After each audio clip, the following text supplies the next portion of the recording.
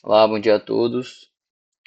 Hoje, dia 7/3, nós teremos nosso segundo GED de aplicação da unidade 2, parte 1 e 2. A maioria das turmas ainda estão na parte 3, em processo de finalização. Então, a gente vai hoje aplicar somente a parte 1 e 2 e posteriormente nós aplicamos aí a parte 3 e 4.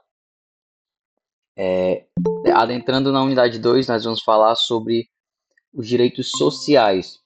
Os direitos sociais são aqueles que estão elencados no artigo 7º da nossa Constituição Federal. Todos os direitos que são sociais, eles vedam, no caso, eles ditam sobre as normas e diretrizes trabalhistas, em todos os quesitos, desde férias, 13º, FGTS, tudo de forma aí mais branda, tá nesse artigo 7º. E aí as leis, posteriormente, CLT no caso, e leis complementares, irão destrinchar mais os nossos tópicos que são abordados na nossa Constituição. É mais uma forma de garantir que esses direitos estejam ali elencados na nossa Constituição Federal, já que é a nossa norma-mãe, né? Então, lá estão dispostos no nosso artigo 7º os direitos sociais.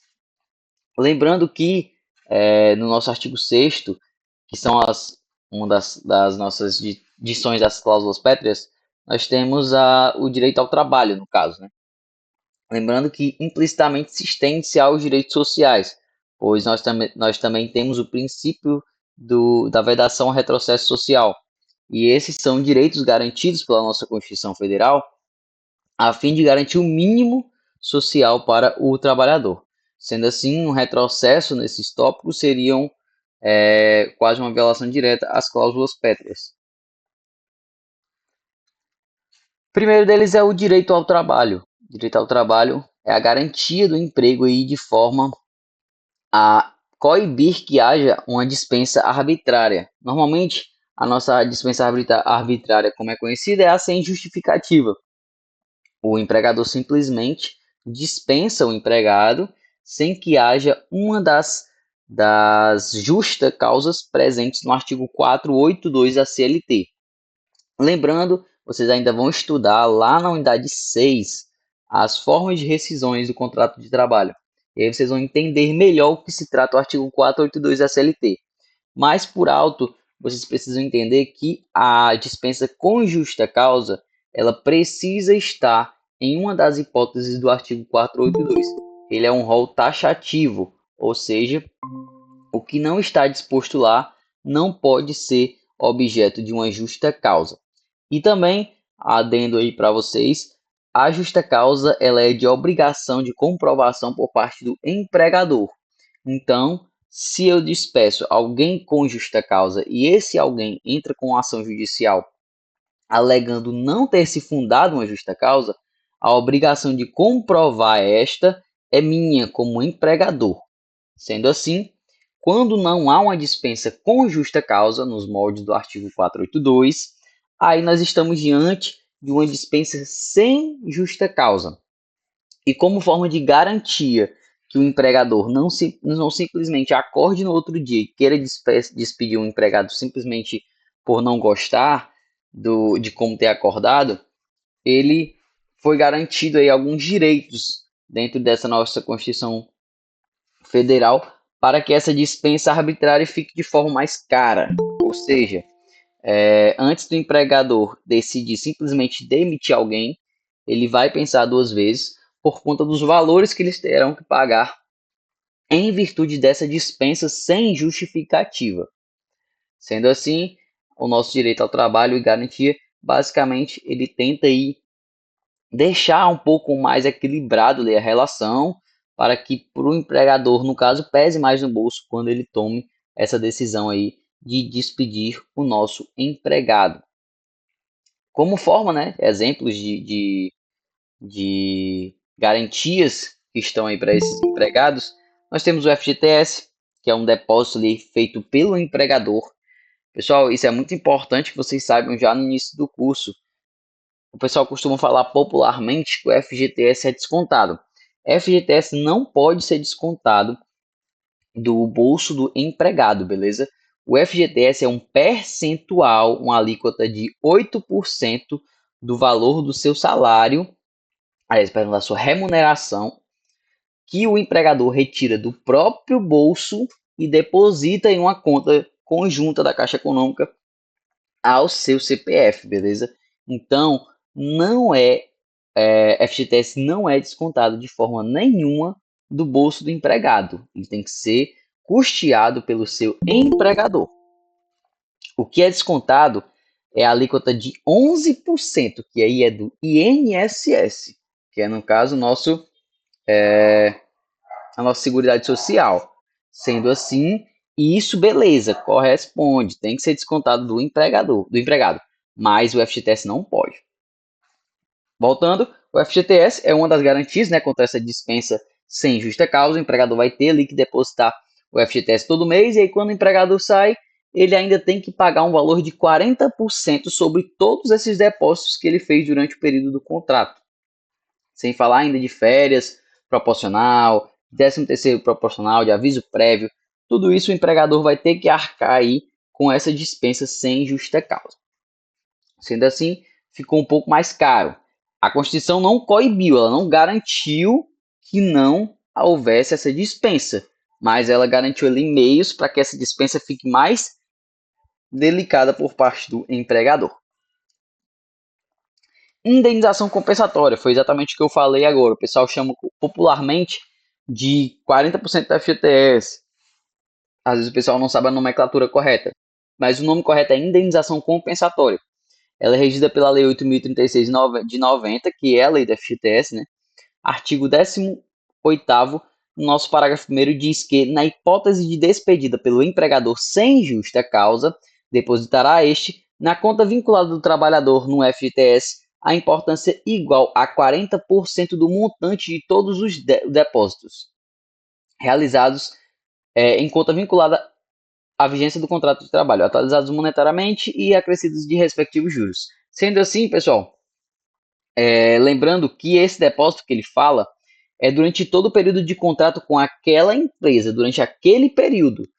Cada vez que vocês, não sei se todos aqui já tiveram assim algum regime de trabalho de carteira assinada, mas todo emprego que você vai, ele abre uma nova conta do FGTS.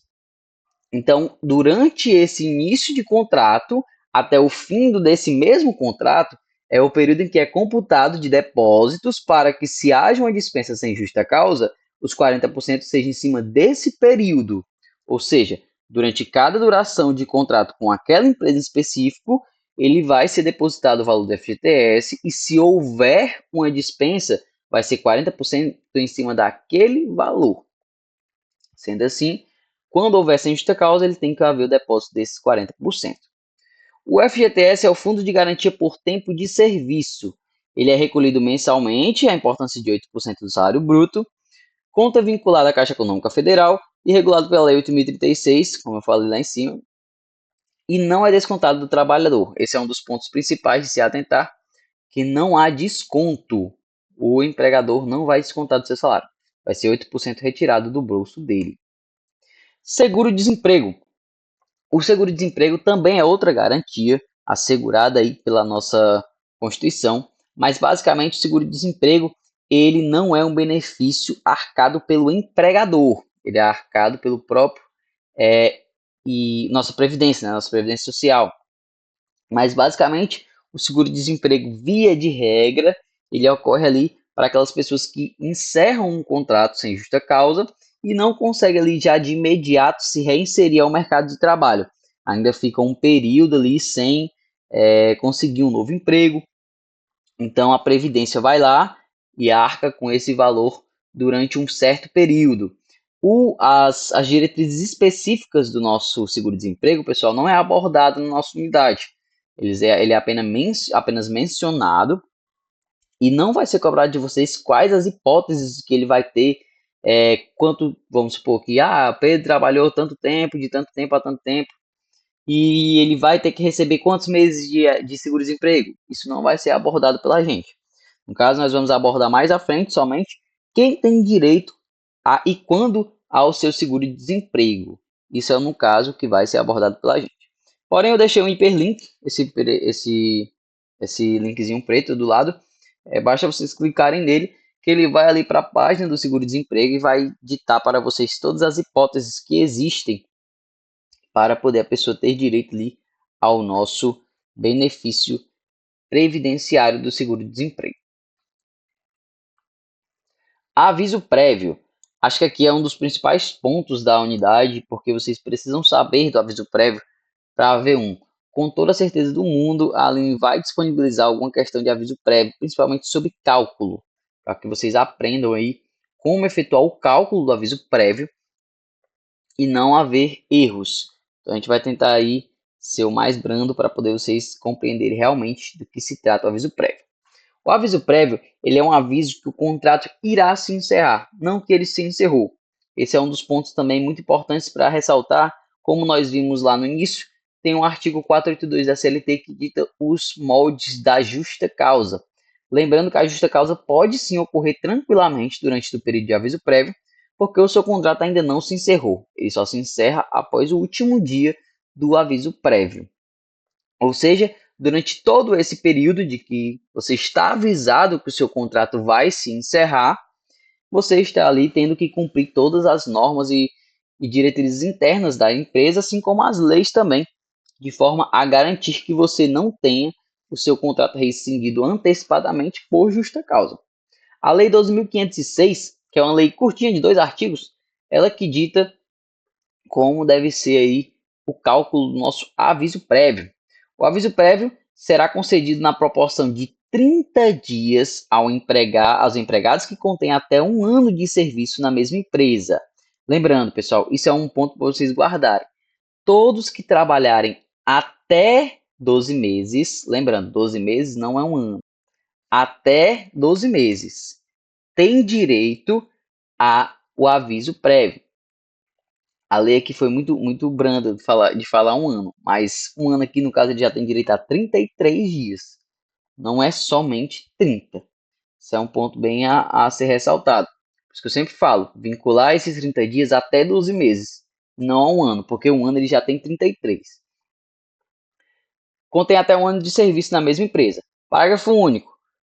Ao aviso prévio, neste artigo serão acrescidos de 3 dias por ano de serviço prestado na mesma empresa, até no máximo 60 dias, perfazendo um total de até 90 dias. Aqui já dá para matar, ó, porque se ela diz o total de 90 dias e os 60 é o máximo de 3 dias, ou seja, já está computando com os 3.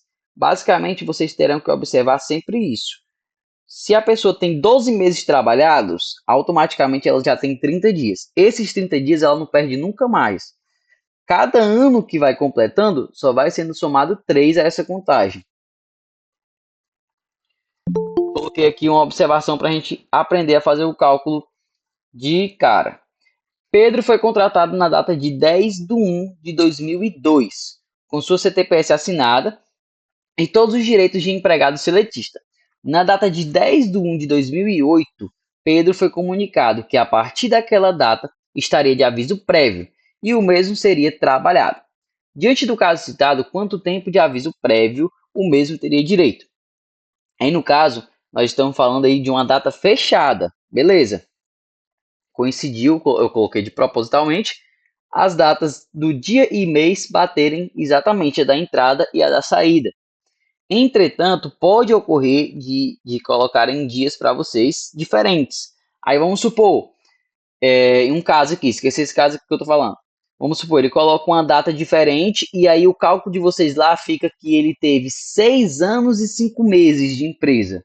Vocês vão ignorar os 5 meses. O que importa para a gente é cada ano completo. Se ele completou o primeiro ano ali, ele já tem 30 dias mais 1 ano, 33. Porém, é sempre que completa 1. Se está fracionado, 6 anos e 5 meses, 5 anos e 5 meses, esses 5 meses a gente ignora. Entendeu? Sempre que completar 1 ano, aí adiciona os 3. Os meses não há proporcionalidade. Os meses são esquecidos nesse cálculo. Mas vamos lá para o caso que eu falei. Ele entrou em 10/1/2002 e saiu em 10/1/2008. Foi comunicado no caso do aviso prévio. A gente subtrai a primeira data, aliás, a última data com a segunda, que dá um total de 6 anos. Esses 6 anos, ele já trabalhou os primeiros 12 meses, já tem direito aos 30, já está lá guardado os 30. Como eu falei aí, um ano já tem direito aos 30. E aí você vai multiplicar o total de anos pelos 3 dias. 6 anos, que foi o total de serviço dele, vezes 3 dá 18, mais os 30 dias que ele já tinha direito no início. Assim, ele tem 48 dias de aviso prévio. Ah, ele tem que trabalhar esses 48 dias? Não. A empresa pode também optar pelo nosso aviso prévio indenizado. Nós temos dois tipos de aviso prévio: o trabalhado e o indenizado. Quem vai decidir, no caso, é a empresa. Ele vai dizer aí se vai trabalhar ou se vai pagar para esse empregado. Lembrando que o máximo de dias de aviso prévio é 90 dias. Ou seja, se em algum momento vocês fazem esse cálculo aqui e dá 120 dias, 110 dias, vocês vão marcar lá a opção que fala 90 dias, porque esse é o máximo previsto pela nossa lei de aviso prévio. Alguém tem alguma dúvida quanto a isso? Pessoal, eu asseguro para vocês que vai ter uma questão dessa na prova, beleza? Não tem risco nenhum de não cair uma questão dessa aqui na prova. Então é bem interessante que, se alguém tiver alguma dúvida, retire o mais breve possível. Isso aqui é uma prova que tem, aliás, é uma questão que tem um índice alto de erro na prova, por incrível que pareça. Principalmente por essa questão dos 30 dias. O pessoal acaba subtraindo esses 30 dias iniciais. E não pode. Pegou os 30 dias inicial, multiplicou pela quantidade de anos, somou de 3, acabou-se. Irlanda, quem já passou por isso aí acaba sendo mais fácil. Vou ter uma questão aqui para a gente resolver, vamos lá. Carlos foi contratado por uma empresa em 10 de 1 de 2017 e foi dispensado sem justa causa em 20 de 2 de 2023. Como eu falei para vocês, aí já está uma data fracionada. De acordo com a legislação trabalhista brasileira, o aviso prévio será de 30 dias e acrescido de 3 dias por ano completo de serviço até no máximo 90. Considerando apenas os anos completos de trabalho, assinale a alternativa que indica corretamente o total de dias de aviso prévio a que Carlos tem direito. Alguém aí se arrisca a responder?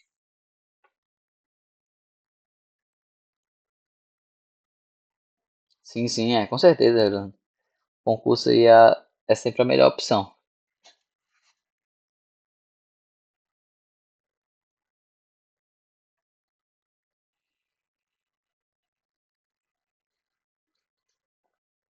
Aqui no caso, para resolver a questão, galera, o principal é subtrair o ano, né? No caso, 2023 por 2017.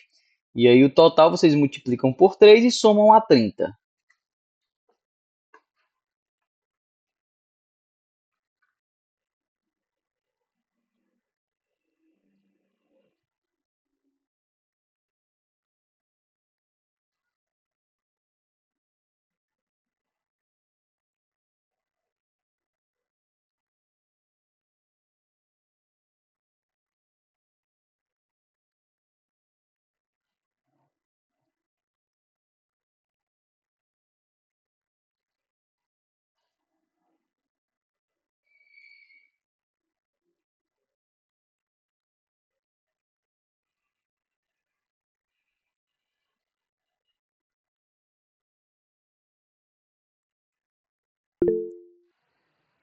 Letra E.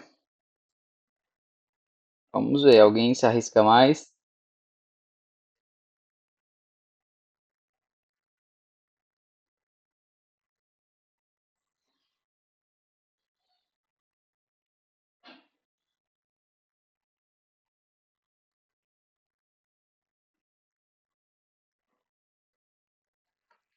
Letra E.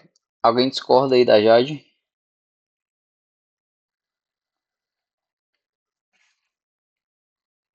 Vamos avançar aí para nós entendermos o cálculo. Correto, a alternativa é a letra E. Mas basicamente é o que eu falei mesmo, você subtrair o 2023 por 2017, deu um total de 6 anos, que foi coincidentemente com o exemplo anterior, juro que não foi de propósito. Multiplicar o total de anos por 3, que é a cada dia você tem 3 anos adicionados, e aí soma de 30, total de 48 dias. Basicamente aí é uma questão simples, não é difícil de resolver, basta se atentar somente a esses pontos, a questão de você ter ali atenção nesses 30 dias que são os principais, que a maioria acaba subtraindo o primeiro ano. Por exemplo, aqui, que eu já vi várias vezes nas correções de avaliações, o pessoal iria fazer o quê? Pegar 2023 e subtrair para 2018. Iria tirar ali, esquecer 2017, já que entende-se que no primeiro ano tem direito aos 30 dias, tira-se o primeiro da contagem. Aí acabaria estando errado, porque daria o total de 5 e daria 45 na finalização, e não 48.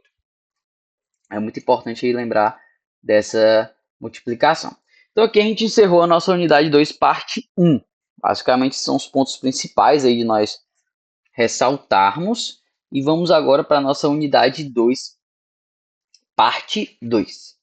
A unidade 2, parte 2, nós iniciamos falando sobre os direitos relativos ao salário do trabalhador. E eu editei aí no artigo 7º quais os incisos que estão todos ali falando sobre o nosso salário, que é o artigo 4, inciso 4, inciso 5º, 6º, 7º e por aí vai, falando sobre algumas nomeações, algumas hipóteses de salário. E vamos lá. O salário, ele é basicamente a contraprestação devida ao empregado pela prestação de serviço em decorrência do contrato de trabalho. Ou seja, o empregado vai lá e fornece o seu serviço e o empregador, em contrapartida, tem a obrigação de pagar ali o seu salário que foi acordado antes da sua contratação. Esse salário, ele terá ali alguns adendos, né, algumas formas de salário que nós vamos estudando aqui no decorrer dessa unidade 2. O salário, vale ressaltar que é diferentemente da remuneração. O salário é um valor específico taxado. A remuneração é a soma do salário contratual, que é o salário estipulado no contrato, e outras vantagens percebidas na vista do contrato. Que vantagens são essas? Hora extra, atividade por tarefa, questão ali de uma insalubridade, de uma periculosidade, de algum apoio em questão de você ter ali, por exemplo, a empresa que paga um valor para você integrar ali a CIPA, ou que paga um valor para você integrar a brigada, não é obrigado, mas tem empresas que arcam ali com esse valor. Então pode se entregar também a sua questão da sua remuneração. Quem recebe ali também o valor de comissão de vendas, integra também a remuneração. Tudo isso, toda essa soma, irá ali compor a remuneração de vocês, diferentemente do salário. O salário foi o que foi pactuado ali no início, quando você foi contratado, a empresa pactuou ali um valor que você iria receber e aquilo ali é o seu salário. A gente tem ali o que compõe a remuneração, que é o salário bruto, salário líquido, os descontos obrigatórios e adicionais e descontos. O contra-cheque. Eu abordei um exemplo de contra-cheque porque, como eu falei, alguns não passaram pelo regime seletista, então não entendem como é esses certames aí do nosso regime seletista. Basicamente, toda empresa tem que ter o nosso contra-cheque, que é onde especifica o que incidiu para adição da sua remuneração e que incidiu para desconto da sua remuneração. Isso aqui também pode ser chamado, galera, de oleorite. O pessoal costuma chamar também dessa forma. É uma forma mais antiga, mas que a lei ainda costuma abordar em diversos casos. Então pode ser chamado de contra-cheque ou também dessa forma. Nele tem que ter todas as informações básicas, desde você, funcionário, até os descontos e somas aí do seu caso. Como eu falei no caso, em questão é do Adriano Cirino Moraes. Ele está aí, aliás, perdão, o nome da empresa é esse, Adriano Cirino Moraes, ME, é uma microempresa. Nele aqui está dizendo, o que é o funcionário, mas aqui não tem o nome, porque tem funcionário teste, e tem a função dele, que ele é gerente, a data de admissão, e aí por aí vai. Salário, valor de R$ 1.800, comissões, valor de R$ 235,89, alimentação, R$ 127,00, INSS, R$ 223,00 e imposto de renda retido na fonte, o IRRF, de R$ 65,92. Aqui no caso, o que está na primeira coluna, 1.800 e 235, são os que estão aderindo à remuneração dele. E os que estão na segunda coluna, 127, 223 e 65, estão subtraindo do valor dele. O que sobra aqui depois da subtração é o chamado valor líquido. É o que vai cair na conta do empregado, que é de 1.618. Sendo assim, ele vai ter ali o nosso salário bruto também, que é a somatória de todo o valor sem os descontos, que é de R$ 2.035,89. Lembrando que tudo isso tem que estar discriminado dentro do seu contra-cheque, como o valor depositado do FGTS, aqui também tem, ó, FGTS do mês, R$ 144,00, valor de 8% do salário bruto, ou seja, foi em cima de R$ 2.035,89 que o empregador teve que depositar o FGTS desse empregado, entendeu?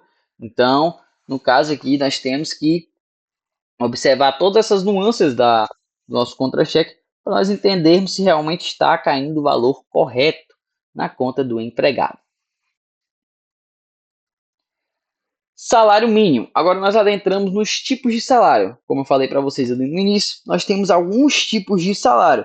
O principal deles, que é o mais conhecido, é o salário mínimo, que é chamado mínimo nacional também. Ele é o nacionalmente unificado e não pode haver salário inferior ao salário mínimo.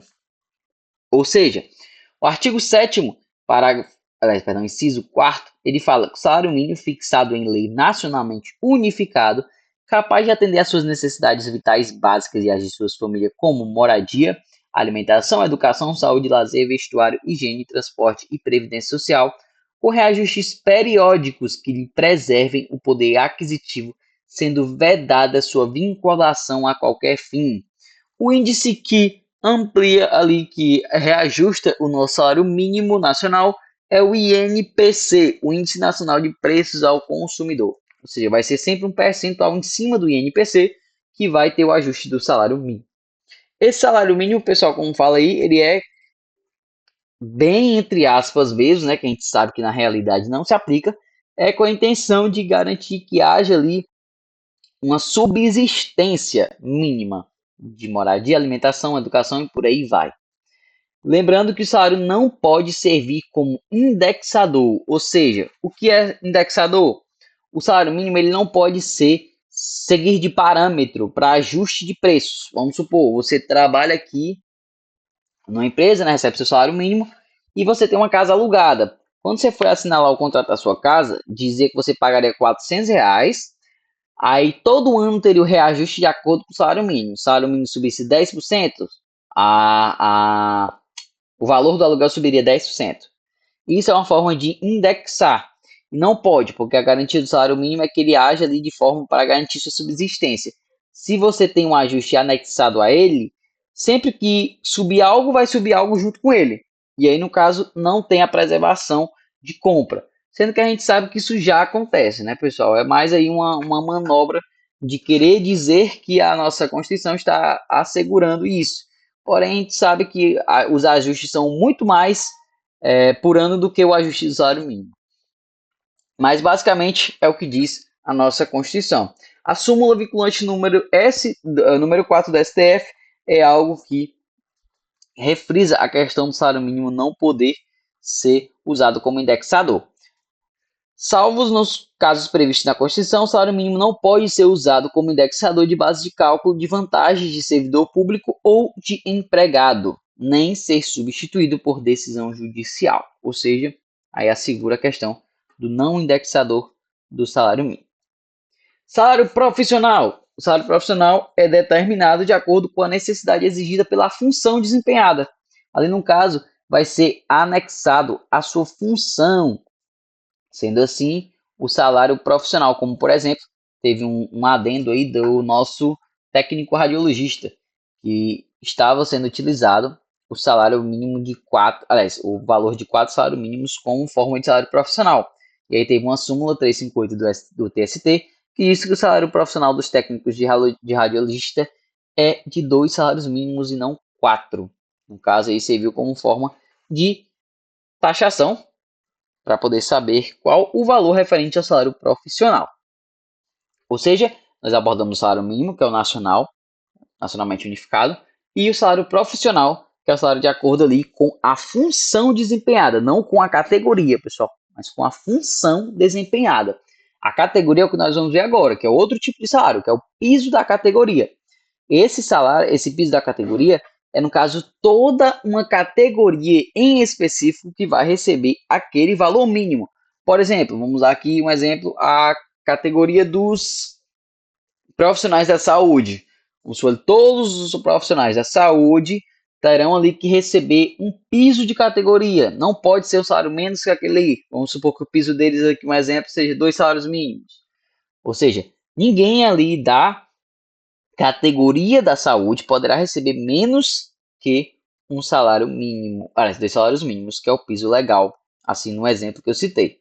O artigo 511, parágrafo 2º da CLT diz que a similitude de condições de vida oriunda da profissão ou trabalho em comum em situações de emprego na mesma atividade econômica ou em atividades econômicas similares ou conexas compõe a expressão social elementada compreendida como um piso da, aliás, como categoria profissional. Ou seja, aqui no caso do artigo 511, ele define o que é uma categoria profissional, para poder saber o que seria esse piso da categoria.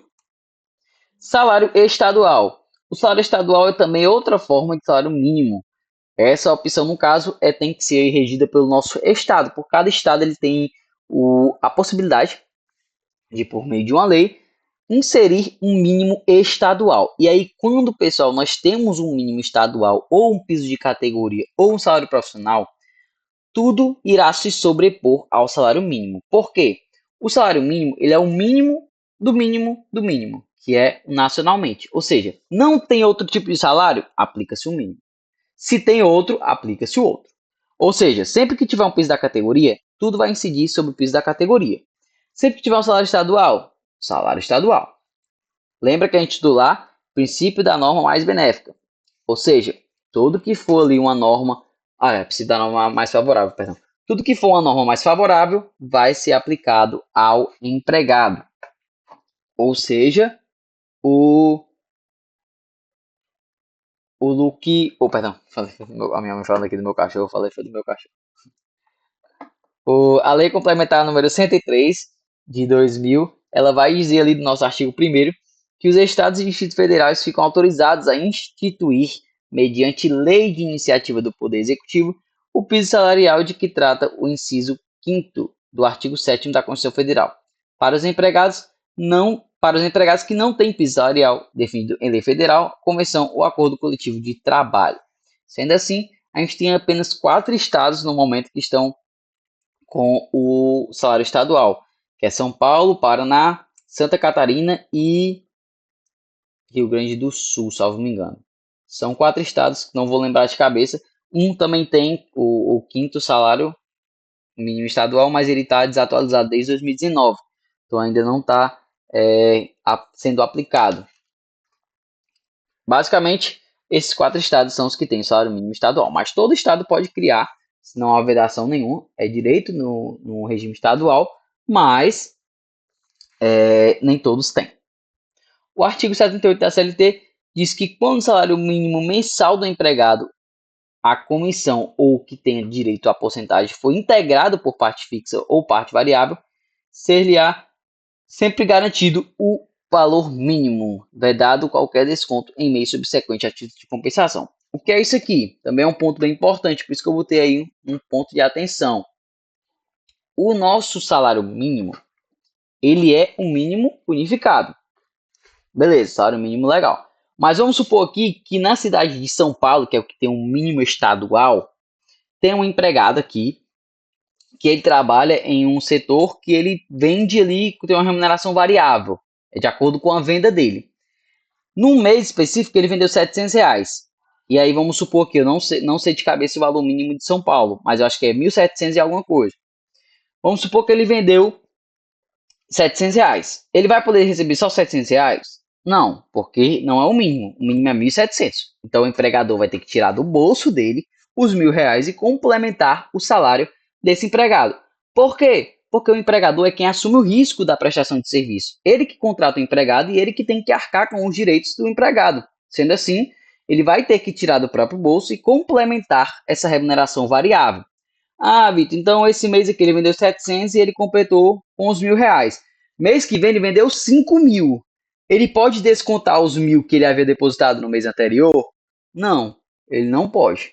O empregador é que assume o risco, como eu falei. Ele vai ter que complementar e ele não vai poder descontar isso posteriormente, mesmo que ele tire um valor superior ao valor que ele teve que complementar com a remuneração. Sendo assim, o empregado ele tem esse direito garantido. Se houver salário mínimo, vai ser aplicado o mínimo dali mais específico do que o mínimo geral, que é o mínimo nacional, perdão. Então, sempre observar esses pontos. Se tem outro mínimo além do nacional, aplica-se esse outro mínimo, se for mais benéfico. 13º salário. O 13º salário é um complemento aí. No caso, você tem 12 meses trabalhados, recebe salário em 12 meses. E aí há o 13º salário, que é um pagamento a mais ali durante esse período do ano. Ele é regido pela Lei 4.090 de 62, que diz que no mês de dezembro de cada ano, todo empregado será pago pelo empregador uma gratificação salarial independente da remuneração a que fizer jus. Parágrafo 1º. A gratificação corresponderá a 1/12 da remuneração devida em dezembro, por mês de serviço do ano correspondente. Parágrafo 2º. A fração igual ou superior a 15 dias trabalhados será havida como mês integral, para os efeitos do parágrafo anterior. Ou seja, o 13º é um salário cumulativo. Se ele trabalhar os 12 meses, ele recebe o valor integral do salário. Se ele trabalhar os 5 meses, aí vai ser calculado com base em 5 meses. Lembrando que sempre levar como padrão até o 15º dia do mês. Vamos supor. O parágrafo 2º diz aqui, ó, a fração igual ou superior a 15 dias trabalhado. Ele trabalhou 4 meses completos, no 15º mês ele só trabalhou 10 dias. Não recebe, recebe proporcional a 4 meses. Se no 5º mês, desses 4, né? No 5º ele foi e trabalhou mais de 15, aí sim ele recebe como se tivesse trabalhado integral, como se tivesse trabalhado o mês todo. Ou seja, a fração de cálculo é de 15 dias.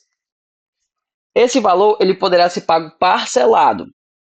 O empregador tem a opção de parcelar em 2 vezes. Aí como ocorre? Ele tem até o dia 30 de novembro para poder pagar a primeira parcela e até o dia 20 de dezembro para pagar a segunda. Sendo que ele pode sim pagar o valor integral até o dia 20 de dezembro. Ele quer pagar integral, vou pagar dia 20 de dezembro a integralidade do valor. Sendo assim, pode haver esse parcelamento apenas nesse molde, não pode haver aí diferente parcelamento, tem que ser somente nesses moldes. E o empregador pode também, por opção própria, pagar antes. Tem alguns empregadores que pagam em antecipado. É totalmente legal, não há vedação nenhuma, desde que ele arque aí com essas consequências. Foi o temporizador. Adicional noturno. Adicional noturno também é um ponto bem importante, que é a questão aí de quem trabalha um período superior no horário noturno ali. O horário noturno será um adicional de 20% sobre o diurno, ou seja, quem trabalha de dia, que é compreendido de dia de 7 horas até, aliás, perdão, de 6 horas até o horário das 22, não terá valor de adicional noturno. O adicional noturno se aplica das 22 horas, perdão, até as 5 horas do dia posterior.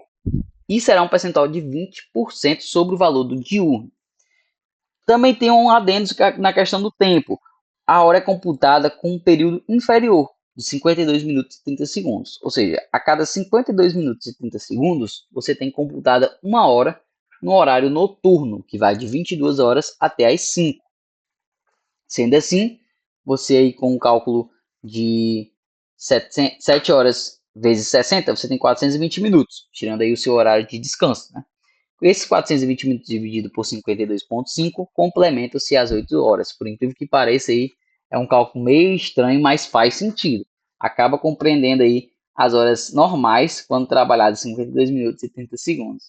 O pessoal até costuma dizer que a gente está trabalhando demais de dia.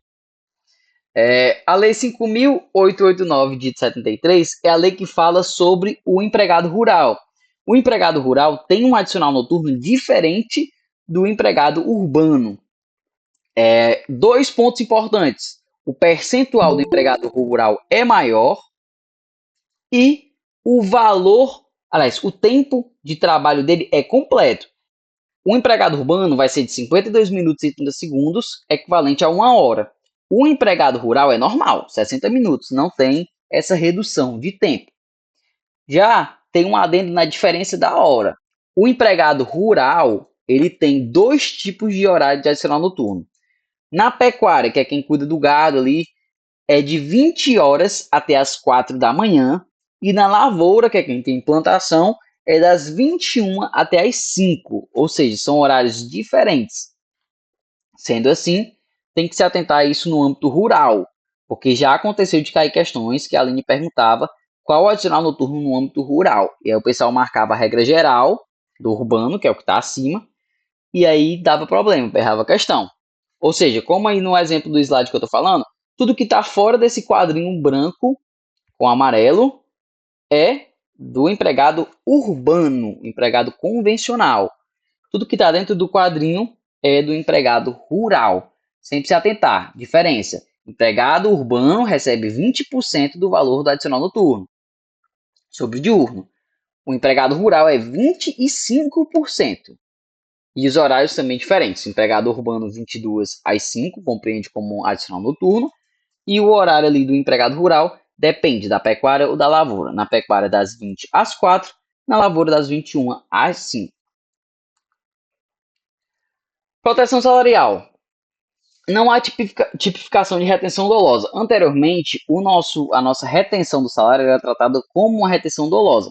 Mas o habeas corpus aí do STJ, um habeas corpus da Paraíba, no caso, chegou ao STJ e disse que não se quadra ali na conduta de retenção dolosa, que é no caso 168 de apropriação indébita. Ou seja, aí não há uma normatividade, não há uma norma que garanta o que é a retenção do salário, o que se configura essa retenção do salário. Basicamente, a jurisprudência aplica danos morais, quando entra o caso ali, para tentar suprimir essa ausência legislativa.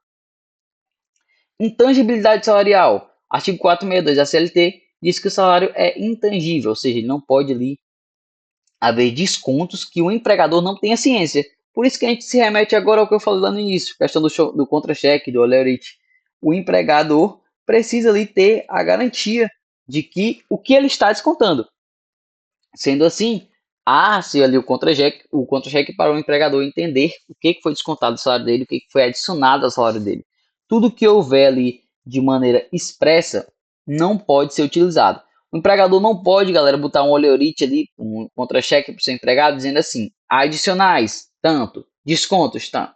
Ele precisa discriminar quanto foi descontado para o INSS, quanto foi descontado para o Vale Transporte, quanto foi descontado para o Vale Alimentação.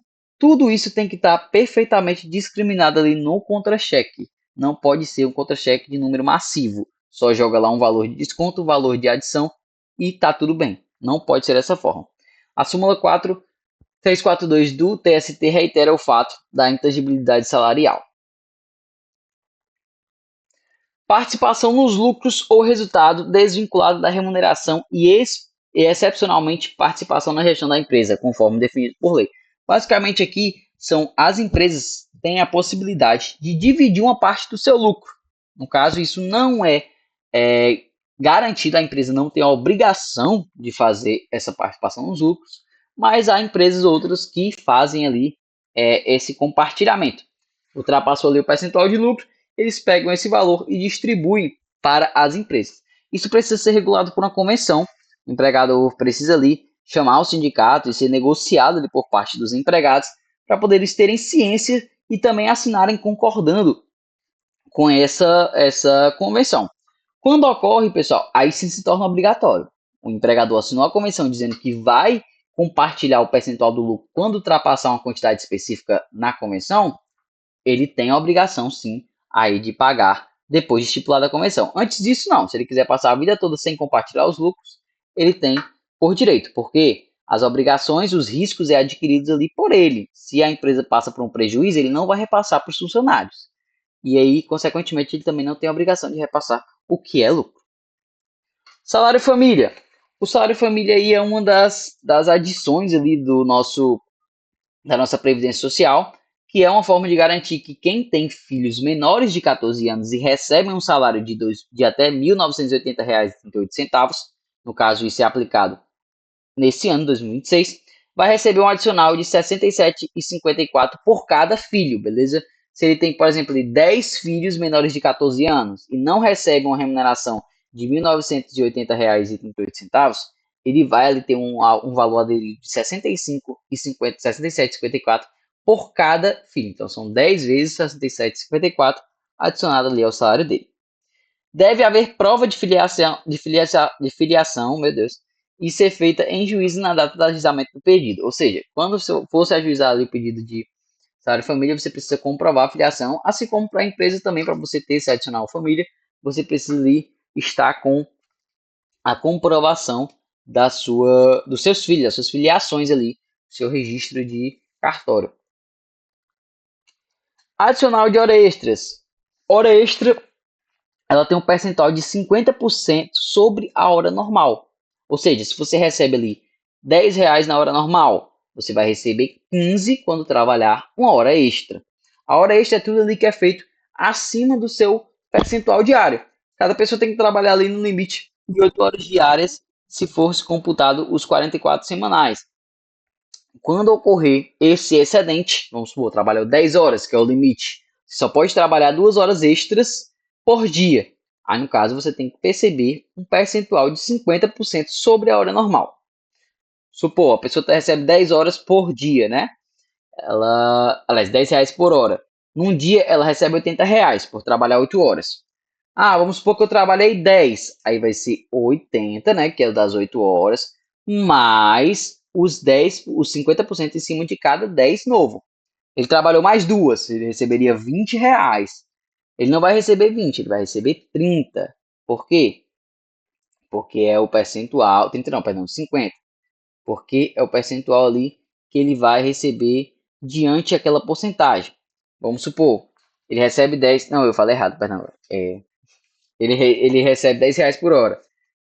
Cada 8 horas trabalhada, R$ 10, ou seja, R$ 80 na diária, né? Um exemplo diário desse de R$ 10. No caso, ele trabalhou 2 horas extras. Aí ele não vai receber 10, ele vai receber 15 por cada hora. Aí ele vai ter R$ 30 adicionado ao valor da diária dele. Seria basicamente ali o valor de R$ 110 que ele teria que receber naquele dia específico. Cada hora extra tem 50% do valor normal. Tem empresas que trabalham com o banco de horas. Aí o banco de horas ele precisa ser estabelecido por convenção coletiva. E para que haja esse banco de horas, você tem ali somado o valor da hora extra no seu banco. Trabalhou 2 horas, vai 2 horas para o banco. Trabalhou 1 hora, vai 1 hora para o banco. E toda essa somatória, aí você pode receber posteriormente uma folga, ou então sair mais cedo do seu trabalho, e aí vai subtrair ali do seu banco de hora. E um dia que esse banco de hora fecha, o banco de hora pode ser no máximo anual. Foi somado em todas as suas horas anuais e aquele banco de hora fechou. A empresa não conseguiu te dar uma folga, não conseguiu que você saísse mais cedo. Aí aconteceu o quê? Esse valor tem que ser repassado para você, com o adicional de 50% sobre esse valor. Eles vão pegar lá todas as horas que tem no seu banco, converter para o valor, no caso da sua hora diária, né? E aí, posteriormente, ele vai fazer o pagamento com um adicional de 50% desse valor total. Adicional de insalubridade ou periculosidade. A periculosidade, o nome já diz, né? É do perigo, da função que é ali atribuída ao perigo. E ela será de acordo com o seu salário. O salário que é ali pactuado de acordo com você e a empresa. Ou seja, sem acréscimo e gratificação de prêmios. Sendo assim, o salário é o salário bruto ali, que você vai ter sem o valor de adicionais dentro dele. A insalubridade, diferentemente da periculosidade, que é quando você trabalha ali em algum ambiente que gera um risco para a sua saúde, ele vai ser em cima do salário mínimo. Aí o mínimo vai depender do local de cada estado. Se você tem um mínimo estadual, vai ser em cima do mínimo estadual. Se você tem ali um piso de categoria, em cima desse piso de categoria. O mínimo, no caso, aqui abordado, é esse mínimo. Ou seja, depender do mínimo estadual ou mínimo federal, você vai ter ali o valor desse valor de insalubridade. Aí ele vai, no caso, vai depender se é em 10, se é em 20, se é em 40%, de acordo com o risco da sua saúde. 10% risco mínimo, 20% risco mediano e 40% um risco alto à sua saúde. Esse percentual ele não vem da nossa cabeça. Ele vai ter que ali ser disposto por uma lei específica, ele vai ter que ter ali uma perícia para poder dizer se está correspondente com o percentual correto. E aí, no caso, vai ser estipulado esse valor em cima do percentual de risco. A periculosidade é fixo, 30%. Não tem uma distinção aí de acordo com o risco da periculosidade. Ou é perigoso ou não é. Também está disposto em lei específica o risco da profissão. Proibição da diferença salarial. Não pode haver distinção entre sexo, idade, cor, deficiência, estado civil. Esse não pode ser parâmetro de diferenciação salarial de forma nenhuma. O que pode ser um parâmetro é um tempo de empresa, é um plano de carreira, entendeu? Mas a proibição salarial nessas vertentes não pode ocorrer uma diferenciação de salário. A Lei 9.029 de 95 proíbe a exigência de atestados de gravidez para a contratação. É uma das formas de garantir que não haja essa distinção, de acordo com a gravidez, por exemplo, que é o caso. E a Lei 7.854 de 89 dispõe sobre o apoio das pessoas portadoras de deficiência. A gente sabe que as empresas elas têm uma alíquota, um percentual de acordo com a quantidade total de funcionários, de empregados que têm que ter portadores de deficiência. Ou seja, eles precisam cumprir esse percentual para que eles não sejam aí sancionados e não tenham que pagar uma multa por esse valor. A Lei 7.854 dispõe sobre o fato. Eu coloquei apenas essas leis como um adendo para poder vocês estarem vendo possibilidades que dizem sobre essa questão, essa vedação da proibição de diferença salarial. E por fim é isso, galera. A gente finaliza aqui a nossa unidade 2, parte 2. O nosso slide é um pouco extenso, porque realmente é uma disciplina que é mais extensa mesmo. Ao pessoal da gravação, valeu, até uma próxima. Se vocês desejarem a presença aplicada, vocês devem enviar um resumo até o final da próxima semana, no caso até sábado. E os que estão no GED, eu vou botar aqui o link da presença para vocês. Só aguardar um momento.